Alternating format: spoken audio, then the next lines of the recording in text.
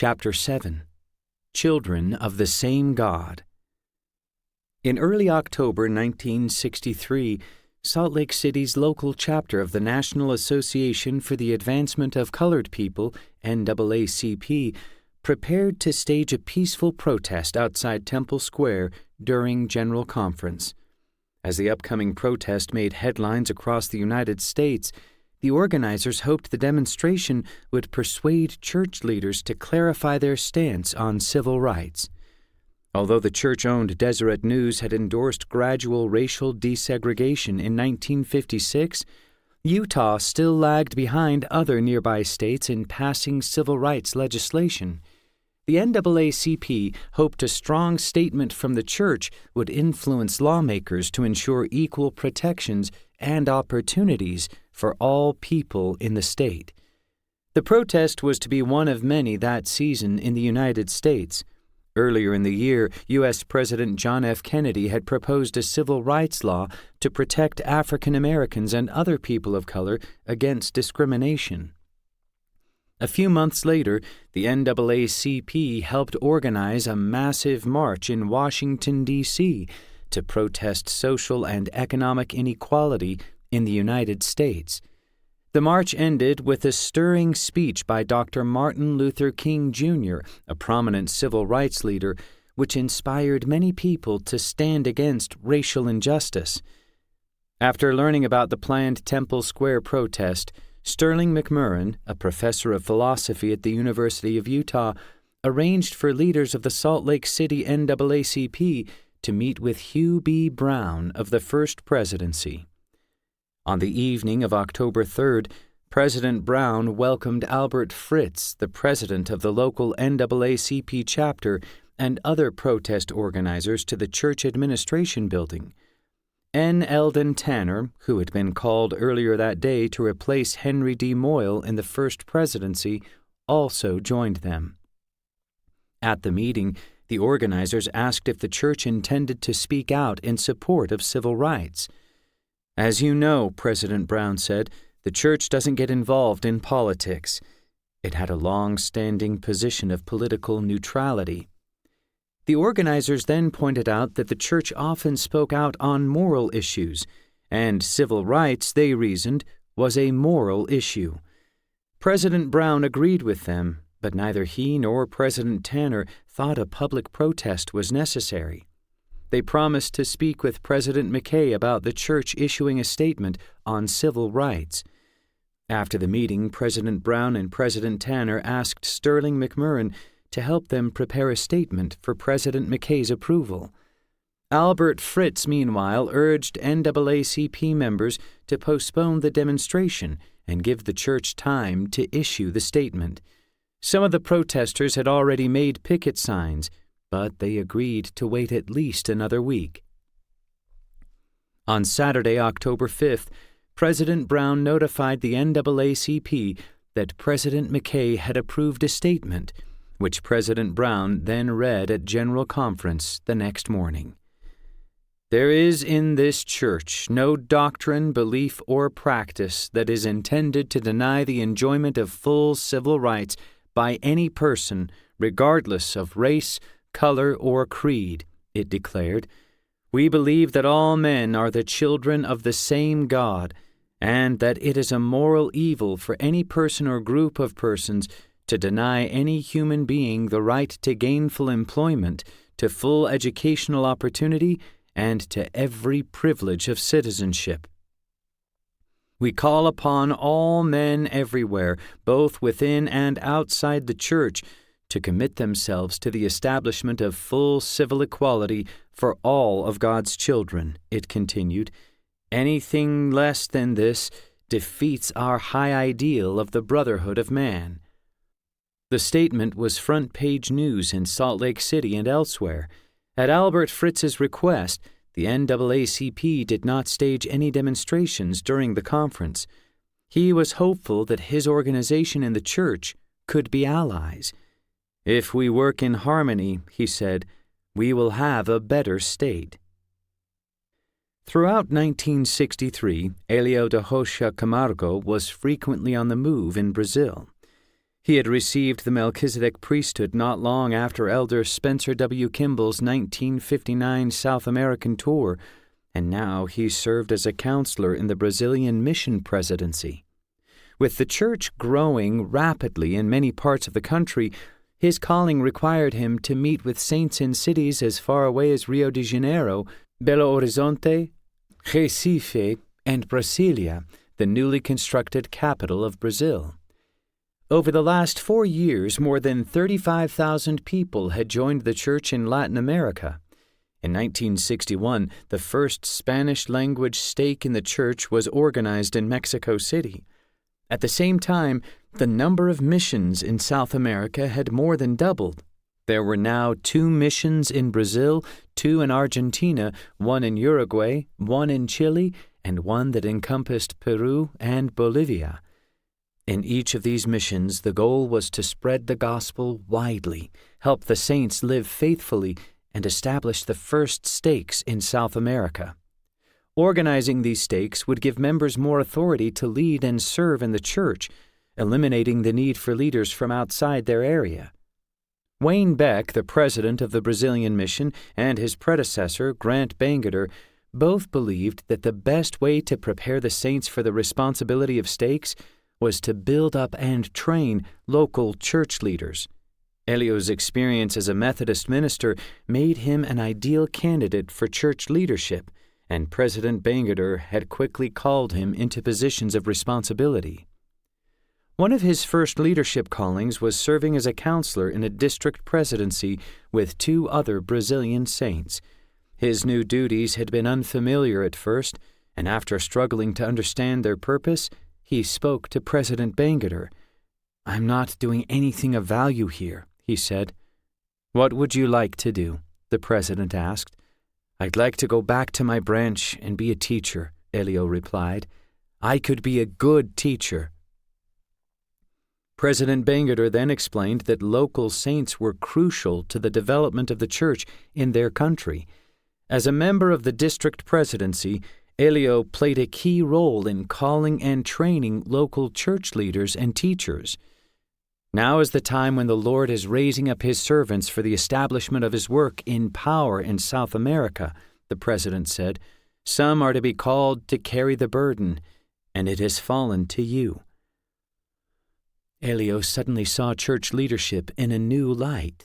Within a few weeks, he and the other members of the district presidency were working effectively. After that, Elio had trained many local leaders, a responsibility that continued after a call to the mission presidency. As a counselor to both President Bangerter and President Beck, he helped his fellow saints improve the quality of their sacrament meetings, encouraged participation in church-building projects, and worked to strengthen branches. Now, wherever the church was well established in the mission, branches and districts functioned essentially as wards and stakes. If a baptism or confirmation was needed, a Brazilian priesthood holder performed it. Elio's wife Nair served as a counselor in the mission's primary organization, where she did her part to prepare the saints for stake leadership. Following a church-wide pattern in the stakes, the presidency held a conference every year for primary leaders and teachers. In her lessons to the women, Nair offered suggestions for teaching young children, improving primary attendance, and using available curriculum and visual aids. "We ask God to bless all the work you have done for the children," she told primary workers at the conference of 1963, "and that He increase our faith and our desire to live according to the principles of the gospel, dedicating ourselves with enthusiasm and sincerity in the work He has entrusted to us." In his work in the mission presidency, Elio magnified his calling with the same fervor he'd had as a minister. He once told President Bangerter that true discipleship required total devotion and dedication to the cause of Christ. "Any good Methodist knows this," Elio said, and he believed that Latter-day Saints should understand it as well. Near the end of 1963, 44-year-old Walt Macy was restless. As the co-owner of 3 grocery stores in Salt Lake City, He was unsure if he should keep his stores open on Sundays. He had been taught growing up that the Sabbath was a sacred day of rest, but recently he had noticed that many Latter-day Saints were shopping on the Sabbath just as other people did. Everywhere he looked, he saw restaurants, gas stations, and shops open on Sunday, and his longtime business partner, Dale Jones, thought their grocery stores should stay open as well.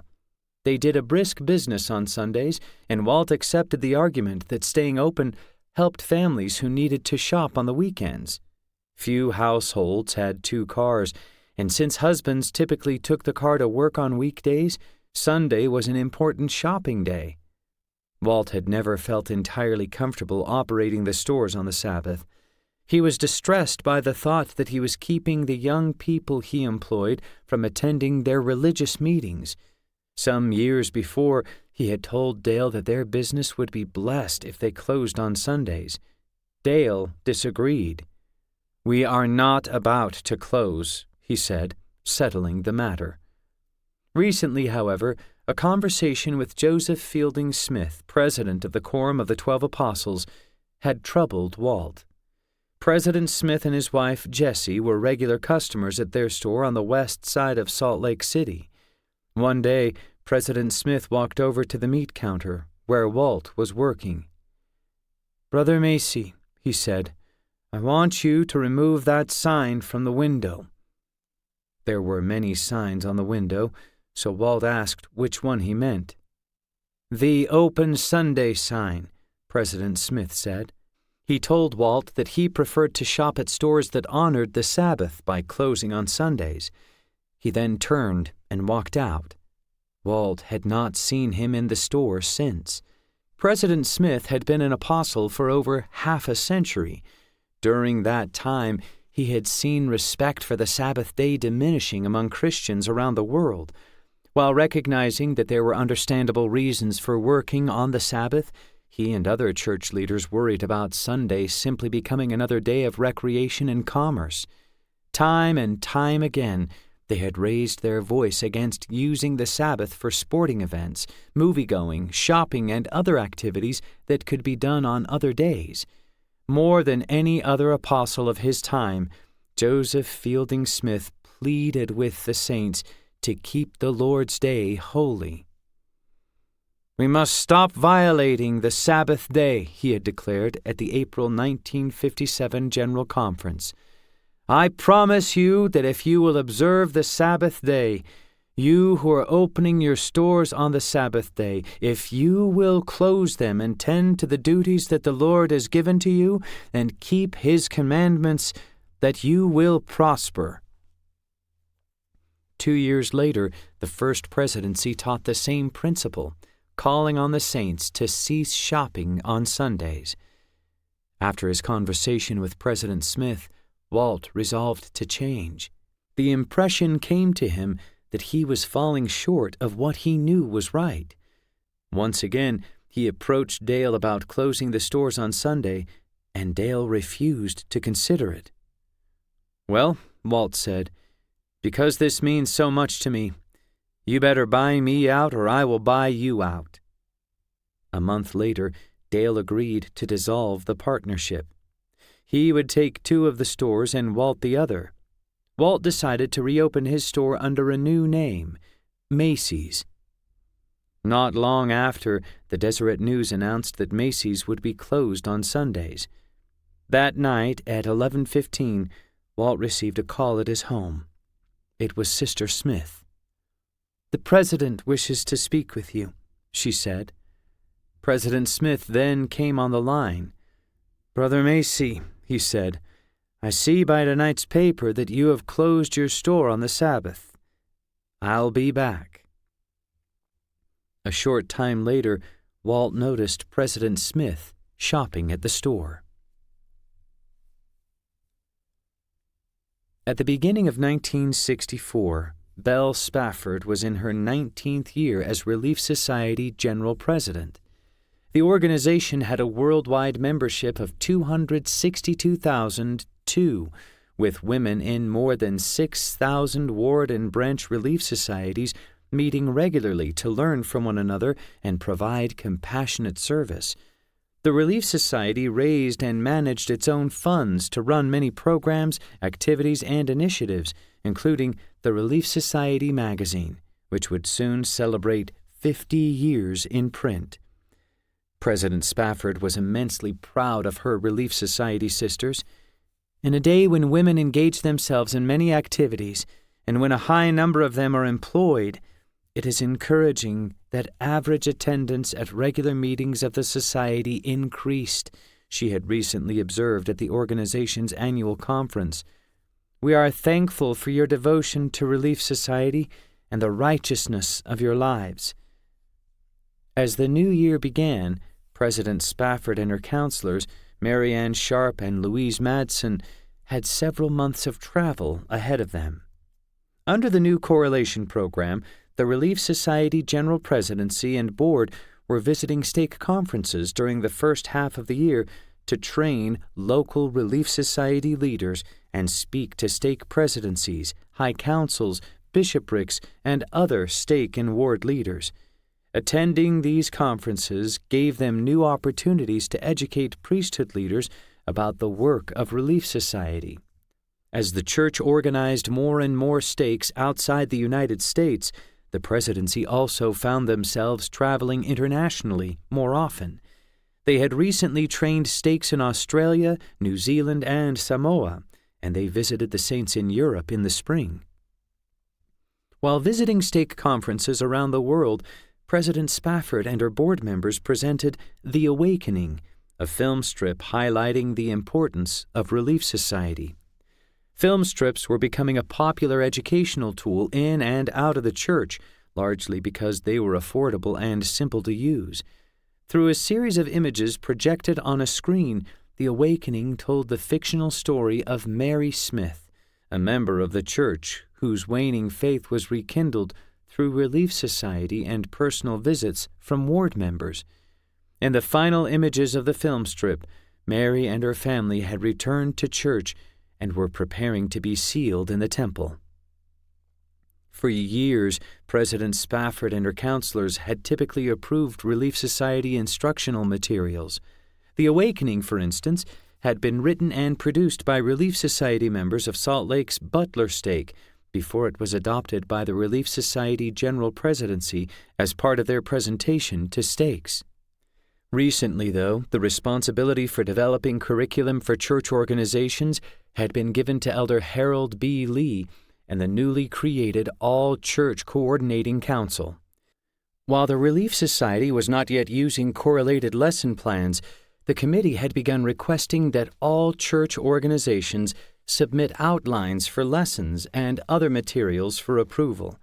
President Spafford supported this change, and as a member of the Coordinating Council, she participated in the process of correlating church lessons. On June 24, 1964, President Spafford's travels took her to the eastern United States for Relief Society Day at the New York World's Fair. As with the 1893 Columbian Exposition, the church saw the fair as an opportunity to share its message on a global stage. It built a massive exhibition hall designed to look like the Salt Lake Temple and provided various presentations about the Savior and His gospel, including a popular 15-minute film called Man's Search for Happiness, which taught visitors about the plan of salvation. Relief Society Day was organized to showcase the achievements of Latter-day Saint women. The highlight of the day was a choir of singing mothers from stake relief societies in New York and other cities. Their performances drew good-sized crowds, and President Spafford thought that each concert improved on the one before it. The fair was a noisy place, but as the women blended their voices together in hymns and other sacred music, all the commotion seemed to fade away. To President Spafford, it was as if angels were singing along. Afterward, a reporter asked her why there was no choir of singing fathers. "Well," she replied, "we are a woman's organization." Around this time, Giuseppe Oliva took a seat in a partially finished meeting house in Quilmes, Argentina. It was the first chapel in the country constructed by missionaries in the church's building program, and the saints attending district conference that morning were looking forward to its completion. Like so many meeting houses around the world, it represented years of devoted service and sacrifice by the saints who met there. Giuseppa and her husband, Renato, were from the Italian island of Sicily. Like many Italians, they had moved their family to Argentina after World War II to find better work. Although adapting to a new country, culture, and language had been difficult, they had made a home for their 5 children in South America. 7 years after leaving Sicily, Giuseppa met some Latter-day Saint missionaries, and she and her 2 daughters soon embraced their message. Since then, both daughters had married young men from the church. Yet Giuseppa was troubled as she sat through the conference. An economic crisis was squeezing the nation. The cost of living in Argentina was rising 20% a year, and many people were losing their jobs as businesses struggled to pay employees. In the face of so much economic uncertainty, Renato, a basket maker, had moved back to Sicily, and he wanted his family to join him. Giuseppa was reluctant to go, however. In the 5 years since Elder Spencer W. Kimball's visit to Argentina, church members in the country had risen to more than 8,000. Its branches were strong, and the tithes of faithful saints had made the Argentine mission financially self-sufficient for the first time in its history. The number of convert baptisms was on the rise, strengthening congregations like the one Giuseppa attended. Italy, on the other hand, did not have a single branch of the church. If Giuseppa chose to join Renato there, she would have to give up the blessings of regular church attendance, and since Renato was not a member of the church, he could not administer the sacrament or other priesthood ordinances to her. When the morning session of district conference ended, Giuseppa approached Arthur Strong, the president of the Argentine mission, and told him of her dilemma.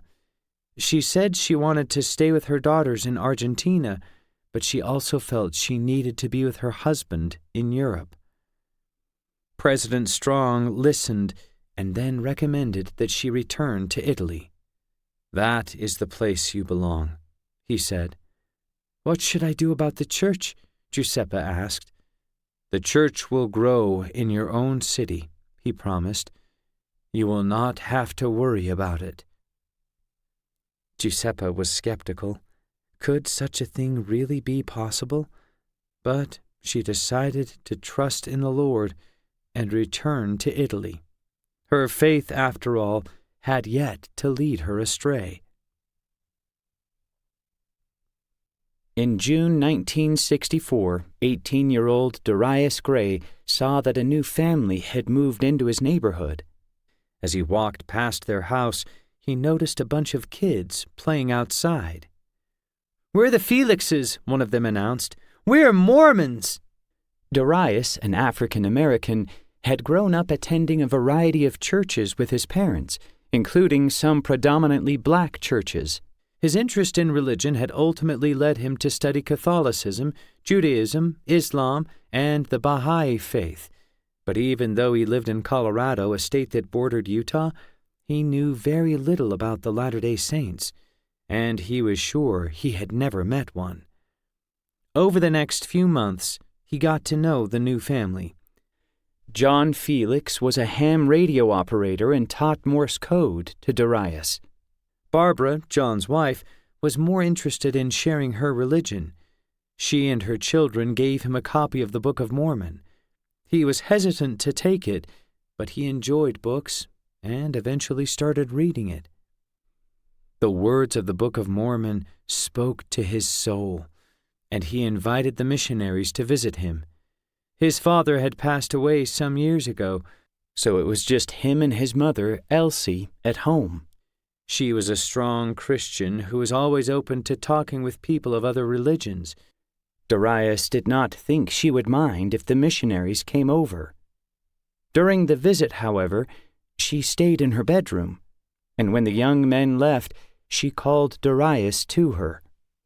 "I don't want those 2 young men back here," she said. "Why not?" Darius asked.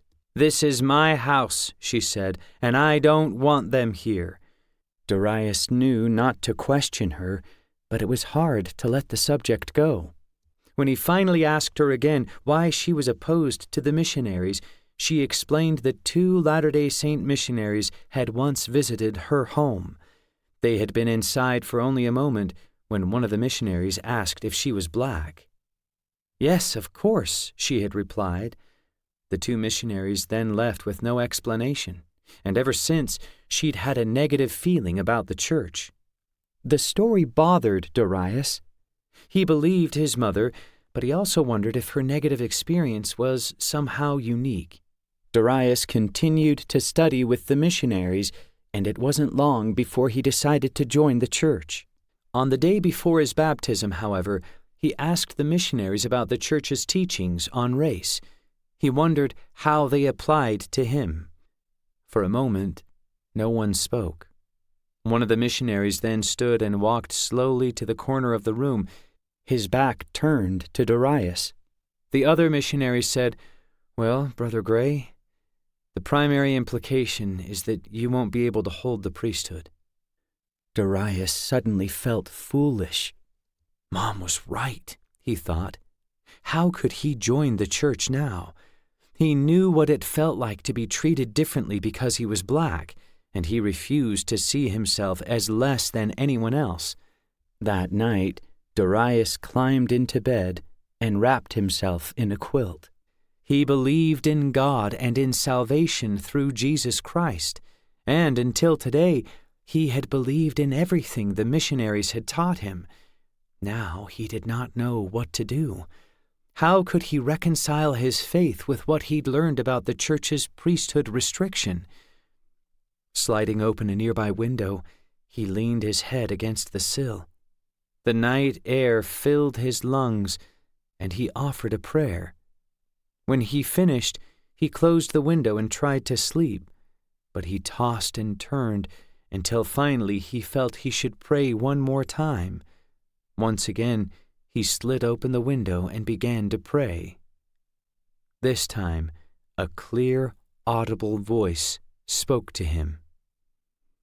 "This is the restored gospel," it said, "and you are to join." All at once, Darius knew what he had to do. The next day he entered the waters of baptism and became a member of the Church of Jesus Christ of Latter-day Saints.